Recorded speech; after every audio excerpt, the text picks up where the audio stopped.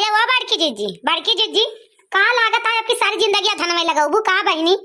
ऐसे हमें लागत है देखा था सामान बीत गया हिसाबे भादव लागेगा लेकिन अब वही धाने के लगवा ही नहीं बंद भाई सबकी कि सबके धाने के लगवा ही बंद हो गए हुए आजकल मनाई के गठिया बराबर धान आवत रहा हर साल अब की देखत है आजकल वही धाने लागत है न जनी कौन मियर मनाई लगावत है कहाँ करी रे चटकी लिया जब अब की मनाई सबके पछरा है देखत या झूला रेहन पर गा बाटे क्यों वह नहीं ना सिंचाई का साधन तमाने के भरोसे बात अगर पिछड़ ना लगाए तो का तोहरी ना कूद पड़े अब तोहरे माना इंजन लगवा लिया मोटर लगवा लिया कौने चीज का टेंशन नहीं ना जब मन कह दिया था रात बिरात अपन खोल भर लेती है तो लगा दी 4 रोज में जे करे ना कौने चीज के सहारा तो आने के सहारा बात का लेट लपेट लगबे करे बहनी यहाँ का नहीं झुराहू भैया का रह गए सेवाने भरे मखियत और सबके लागेगा रहा आर्या ना होगा लाग जाता मिल जाए फुर्सत बहनी और ना ही 2 रोज में 300 रुपया तो कमावे जावा जाए कल से लगावा जाता है आजा लगावा जा सारा दिन मजे तो लग जाए तो 300 रुपया बन जाए अपन इन सबका नफा बा का करे के बाद कल से मौसम कुछ ठंडा बाटे बहनी हाँ बड़की जीजी बतिया तो सही कहती है नहीं झुराहू भैया का रहीन गा मुला अपने सबके तो दुनिया भर देखतिया घास हो गए धाने में आने के लगावा जाए तो कहिए निरावा जाए अब शुरू करा जा निरावा जा जानी बड़की जीजी अरे बहनी हम तो निरान आगे निरावत गन बहनी पाछे जान झूसा होएगा हमारे खेते में कि हम तुमसे का बताई यह मना कहा कि खेते के मेड़े जाई ना जानो खाद छड़ा देन ओके बाद हुआ झुसावा फुफुआ के उठिया धान तो जान पड़ता एकदम बैठिन गवा जैसे जीव जर गया बा धाने से कि हम तुझसे का बताई चटकीला कि हम बतावे लायक ना है बहनी या समार धान बैठ गाव की आपकी क्या तो कब हमारे धान ही ना भा रहा जितना खराब है आपकी हमारा धान होएगा अच्छा है बड़की जीजी एका ठिकावा निर्वहिया भाई सिक्के आई हुआ तो मन कहां हुआ तो नहीं रह दिया गुस्सा दिन लगवावा जान गयो कि नहीं इना हिकलावा गाई बैठी है अच्छा तो इतना धांसिया है ना गाओ तो का करूं बहुत चिल्लाती है तू ना गा सकतू या बड़की जीजी आज हमारे लड़का जीजी जो सहूर हुआ था ना तो तू का कहबा ना करी था हां पने गाली तो पने पुरवाली दोनों जनी जा तू अपन जौन करत रह काटू तू मार अदरातिया है अरे बड़की जीजी का अदरातिया गाऊ तो किंचा तू गा दिया तो कह जान ले जरा खुश हो जात है गाऊ तो बड़की जीजी आजू किंचा थोड़ के कुछ जान तू तो हां चला बहुत जीव का ना लागा चलता ही गाऊ सब जानी बहुत हमारे जीव का लागा था खेलता कूदता मैं गाऊ गाए सासू ररिया रे ना रामा सारा जब जाऊ ही अपनी न लहुरी ना नदिया रे ना कूदता मैं गाऊ गाए सासू ररिया रे ना रामा सारा जब जाऊ नहीं अपनी न लहुरी ना नदिया रे ना ऐसन का भेजी मैं घाऊ लहुरी ना नदिया रे ना मैं घाऊ काऊ खावा मोरी ना नदिया रे ना ऐसन का भेजी मैं घाऊ लहुरी ना नदिया रे ना मैं घाऊ काऊ खावा मोरी ना नदिया रे ना खेलत कूदत सारा हज जबाई हम बाजरिया रे ना सारा हज लायऊ बाई झिनावा कई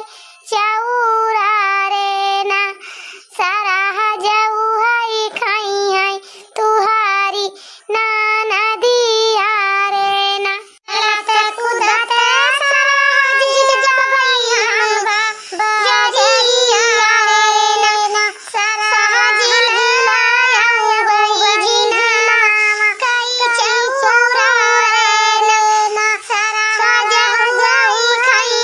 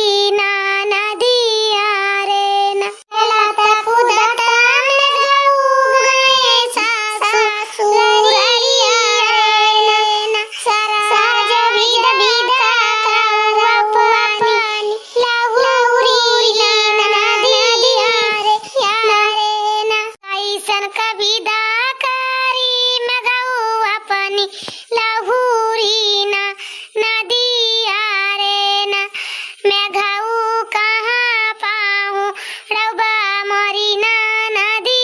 यारे ना ऐसन कभी दाकारी मैं घाऊ अपनी लहूरी ना नदी यारे ना मैं घाऊ कहाँ पाऊँ रउबा मोरी ना नदी यारे ना लत कुदत सरहज जबई हम बढ़ाया वादू कनिया रे ना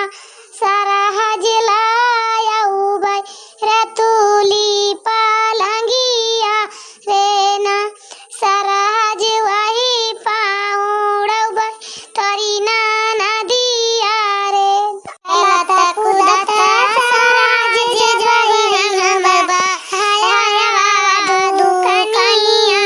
रे ना सरहज लाया उबई रतुली पलंगिया रे ना सरहज वही पाऊँ रउबई तोरी ना नदिया रे ना लत कुदत मैं घाऊ गए सासू ररिया रे ना सरहज विदा करौआ पानी लहूरी ना नदिया रे ना लत कुदत मैं घाऊ गए सासू ररिया रे ना सरहज विदा करौआ पानी ना लहूरी ना नदिया रे ना ऐसन का विदा कारी मैं घाऊ पानी लहूरी ना नदिया रे ना मैं घाऊ सोराऊ सिंगरवा कहाँ से लायाऊ बारे ना ऐसन का विदा कारी मैं घाऊ पानी लहूरी ना नदिया रे ना मैं घाऊ साऊ का सिंगरवा कहाँ से लायाऊ बारे ना लत कुदत हम जबई हो बिसतिया दुकनिया रे ना सरहज लाया उबई सोराऊ सिंगरवा रे ना लत कुदत सरहज जबई हम बिसतिया दुकनिया रे ना सरहज लाया उबई सोराऊ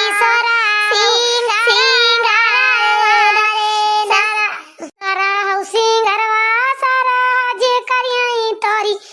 ना नदिया रे ना सिंगरवा करियई तोरी ना नदिया रे ना। हाँ तो भैया बहनी हरो हमारे वीडियो हुआ ना यही पे खत्म होता है। हमारे निर्वहिया अगर आप सबका पसंद है आई हुई ना तो जरूर भैया हरो प्यार दुलार खींचा दे दीजिए, लाइक कर दीजिए, सब्सक्राइब कर दीजिए, कमेंट कर दीजिए भैया बहनी हरो। ये हमारे निर्वहिया आप सबका कैसे लागत है। अब भैया बहनी हरो इतनी मेहनत करी थी वैसे तो हमारे निर्वहिया बहुत कम आप सब सुन जाता हो भैया बहनी हरो। अरे खींचा सुन लिया करो पूरी निर्वहिया काहे आधे निर्वहिया सुनत तनी मजेदार में निर्वाही गाई थी तब उन्हें आप सबका अच्छी लागत आए भैया बहनी हरो।